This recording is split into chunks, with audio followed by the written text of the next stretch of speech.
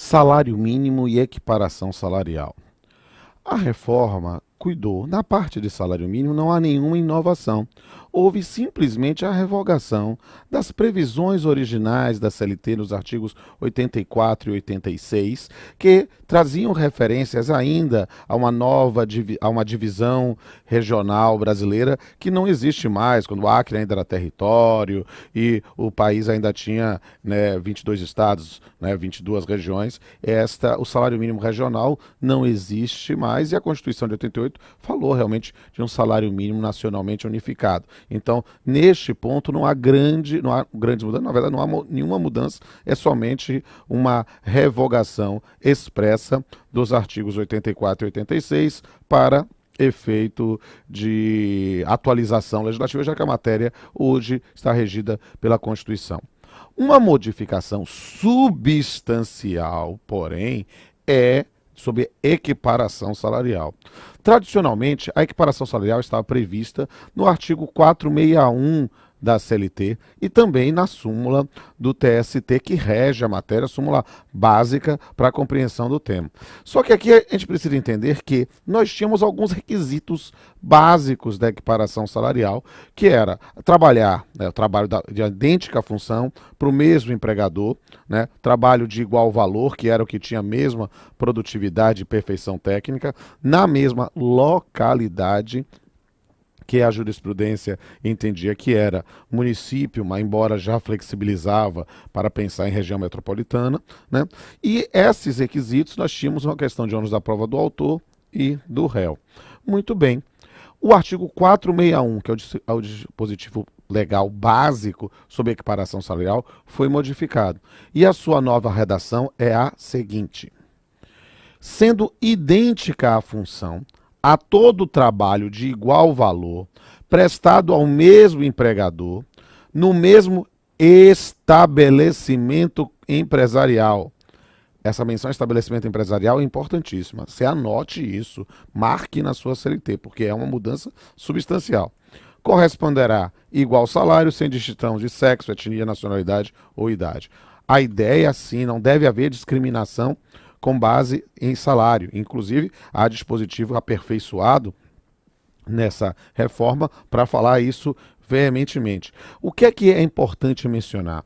Que eram requisitos para imaginar uma equiparação salarial, um trabalho de igual valor, na mesma função, no mesmo empregador, tudo igual.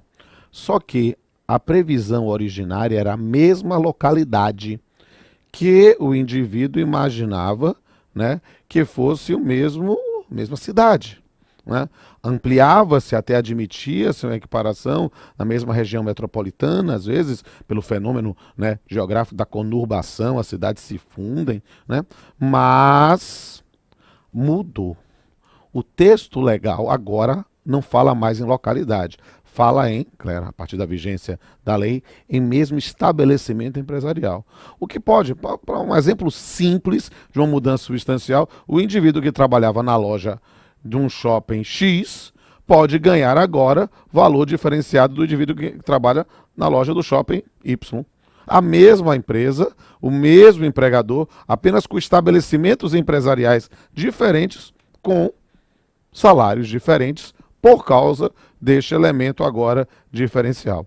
Só que esses quatro, pensa, mesma função, mesmo empregador, mesmo estabelecimento empresarial, nós tínhamos essa situação do indivíduo que trabalhava, com trabalho de igual valor.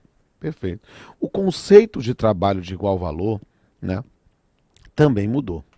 Porque coisas que eram elementos de ônus da prova do empregador, talvez continue sendo do empregador, mas há aspectos que agora autorizam a diferença salarial que não existiam. Vamos para a tela, é o parágrafo 1º.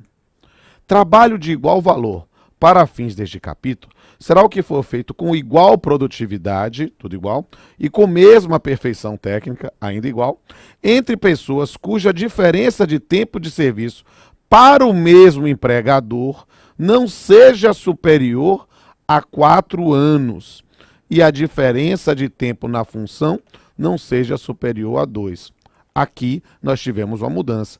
Por quê? Porque no sistema anterior nós tínhamos apenas a ideia de que uma diferença de tempo de serviço na função superior a 2 anos já afastava a equiparação salarial. Agora não é somente essa diferença de tempo de serviço na função, mas também diferença de tempo de serviço na empresa, ou seja, o empregado, né, sendo mais antigo na empresa, né, mais do que 4 anos, já está autorizado a receber salário diferenciado de alguém mais jovem do que ele. É uma situação também, um fato novo que não pode ser desprezado.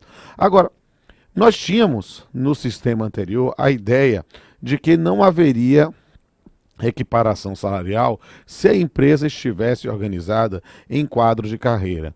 E havia toda aquela discussão se precisava ou não do registro desse quadro de carreira, desse plano de cargos e salários, né, no Ministério do Trabalho, né, ou em algum outro tipo de órgão para efeito de publicidade. Aí o que acontece? O sistema mudou novamente, pelo menos para se explicitar, numa ideia que dá mais liberdade ao empregador, mas trazendo algo que pode ser interessante. A ideia de não se exigir o registro, mas algo terrível.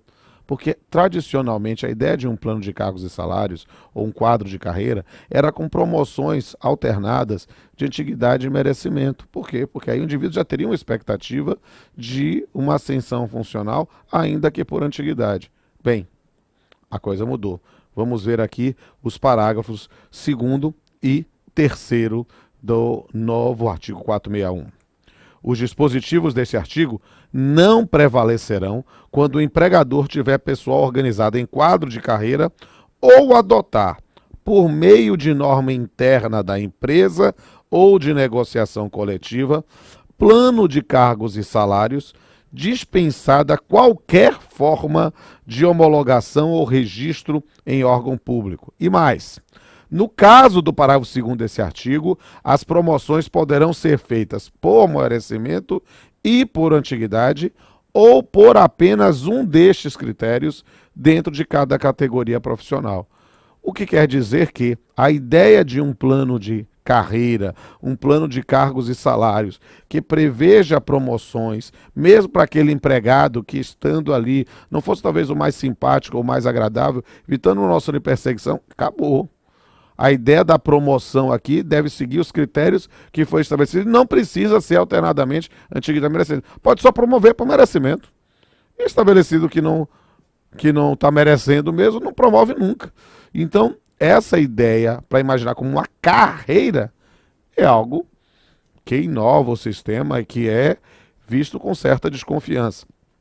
É claro que, como eu tenho falado com frequência nesse e em outros vídeos, né, vocês veem que há, de maneira muito evidente, nessa reforma, uma característica quase de revanchismo, de retaliação às decisões do TST. O TST, na sua súmula sobre equiparação salarial, admitia a equiparação salarial em cascata. Bem, agora aparentemente há uma vedação. Vamos ver o parágrafo 5º do novo 461. A equiparação salarial só será possível entre empregados contemporâneos no cargo ou na função, ficando vedada a indicação de paradigmas remotos, ainda que o paradigma contemporâneo tenha obtido a vantagem em ação judicial própria. Ou seja, a equiparação salarial só se os dois exercerem a mesma função simultaneamente no tempo. Não dá a ideia de sucessão, verificação, o cara foi despedido, foi contratado outro. Essa ideia do salário substituído é um campo que pode cair, né, de forma indireta por essa previsão, né? E para não dizer que não falei de flores, porque às vezes você pode ter alguma coisa na reforma trabalhista que possa aparentemente ser boa. Essa é uma situação aqui que é interessante, uma previsão de uma sanção no parágrafo 6º, no caso de discriminação. Vamos lá? No caso de comprovada discriminação por motivo de sexo ou etnia, o juízo determinará, além do pagamento das diferenças salariais devidas, multa em favor do empregado discriminado, no valor de 50% do limite máximo dos benefícios do regime geral de previdência social. Alguém pode chegar e dizer, finalmente alguma coisa que pode ser favorável ao empregado discriminado. Modus in rebus, sabe por quê, amigo? Porque efetivamente é algo que já vai trazer uma sanção para as circunstâncias. E aí você vai dizer, vem cá, se cabe essa sanção, cabe uma reparação por danos morais, materiais, será que vai ser bis in idem? Bem, essa é uma questão que a jurisprudência e a doutrina vai ter que construir nos próximos anos, o que também é algo que merece uma reflexão num eventual trabalho de conclusão de um curso de graduação ou de pós.